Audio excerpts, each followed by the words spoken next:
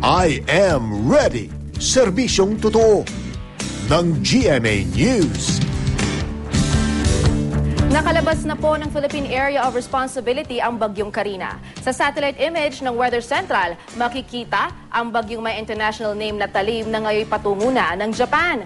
Pero patuloy naman ang pagbabantay sa isang namumuong sama ng panahon sa silangan ng bansa. Sa Tala ng Pag-asa, huli itong namataan sa layong 480 kilometers sa silangan ng Silangang Visayas. Sa ngayon ay maliit pa naman daw ang tsansa nitong maging isang bagyo. Hindi rin daw ito nakakaapekto sa anumang bahagi ng bansa.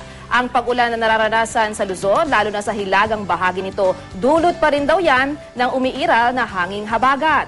Sa malaking bahagi po ng Visayas, makakaranas din ng kalat-kalat na pag-ulan. Habang ang ilang bahagi naman ng Mindanao ay makakaranas ng maulang panahon ngayong araw.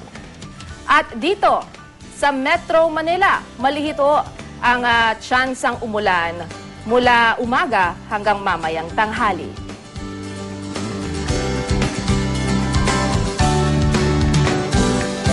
Pero mamayang gabi, mas mataas daw ang posibilidad na bumuhos ito. At sa mga susunod na araw, asahang magiging maulap ang kalangitan na may kalat-kalat na pag-ulan.